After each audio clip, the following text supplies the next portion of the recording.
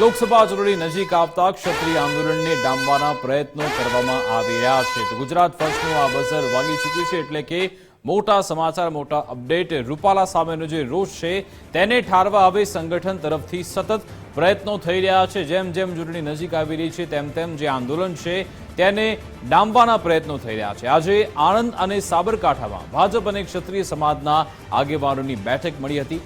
ક્ષત્રિય સમાજ તરફથી કરાતા વિરોધને ડામવા બેઠકોનો દોર યથાવત છે.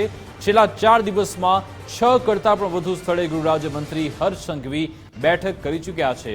ગૃહરાજ્યમંત્રી હર્ષ સંઘવી અને ક્ષત્રિય સમાજના આગેવાનો સાથે મળી બેઠક કરી રહ્યા છે. પાટનગરથી લઈ સૌરાષ્ટ્રના અલગ અલગ શહેરોમાં બેઠક મળી રહી છે.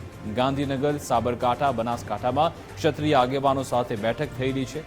જામનગર, ભાવનગર, કચ્છ, સુરેન્દ્રનગરમાં પણ ગૃહરાજ્યમંત્રીએ બેઠક કરી હતી. તો ક્ષત્રિય સમાજનું આંદોલન કે જેમણે હવે આંદોલન પાર્ટ 2 ની જાહેરાત કરી છે, આ તરફ જે સંગઠન છે તેના તરફથી અત્યારે જે આંદોલન છે તેના આગેવાનો સાથે, ક્ષત્રિય સમાજના આગેવાનો સાથે, જે એવા આગેવાન છે જે ક્ષત્રિય આગેવાન છે અને ભાજપમાં જોડાયેલા છે તેમની સાથે હાલ બેઠકો ચાલી રહી છે. અલગ અલગ 6 વાર જે બેઠક છે તે હર્ષ સંઘવી કરી ચૂક્યા છે. આજે આણંદમાં પણ બેઠકનું આયોજન થયું હતું, જ્યાં હર્ષ સંઘવી પહોંચ્યા હતા. ગઈકાલે આપણે જોયું હતું કે બનાસકાંઠામાં પણ ક્ષત્રિય સમાજના આગેવાનો અહીંયા પહોંચ્યા હતા. 6 અલગ અલગ દ્રશ્યો તમે જોઈ રહ્યા છો. આણંદ હોય કે પછી સાબરકાંઠા, ગાંધીનગર, રાજકોટ, સુરેન્દ્રનગર, બનાસકાંઠા, આ તમામ જગ્યાએ બેઠક ચાલી રહી છે. બેઠકના દ્રશ્યો આપણે જોયા છે.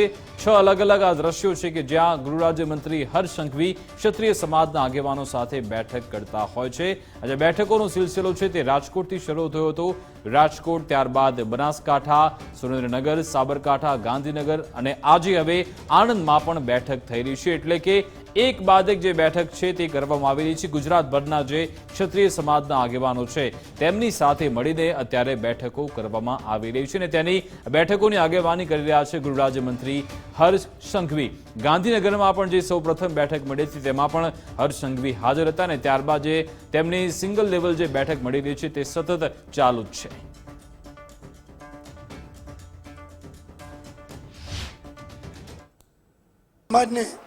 રૂપાલા સાહેબ જે બોલ્યા એના ઉપરથી જે રોષ છે એના વિશે ચર્ચા કરવા હતા અને એના માટે કેવી રીતે સમાધાન થાય અને કઈ રીતે સમાજને સમજાવી એ બધી ચર્ચા થઈ બધાને.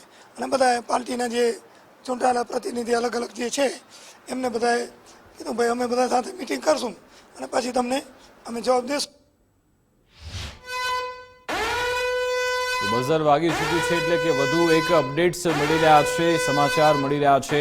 લોકમત 2024ને લઈ આણંદમાં ક્ષત્રિય સમાજના આગેવાન અને હર્ષ સંઘવીની બેઠક પૂર્ણ થઈ ચૂકી છે. જિલ્લા ભાજપ કાર્યાલય ખાતે બેઠક મળી હતી. આ બેઠક પૂર્ણ થઈ છે. આગામી લોકસભા ચૂંટણી અને વિવાદ અંગે ચર્ચા થઈ રહી છે. સમાજના નેતાઓએ હર્ષ સંઘવીએ માર્ગદર્શન આપ્યું હતું. ક્ષત્રિય સમાજના વિરોધને ડામવા જ ભાજપ તરફથી પ્રયત્નો થઈ રહ્યા છે, જેની આગેવાની લીધી છે હર્ષ સંઘવીએ. એક બાદ એક બેઠક યોજી રહ્યા છે. ગઈકાલે તેમણે બનાસકાંઠામાં બેઠક યોજી હતી અને આજે હવે આણંદમાં બેઠક જે મળી હતી તે બેઠક હાલ પૂર્ણ થઈ ચૂકી છે.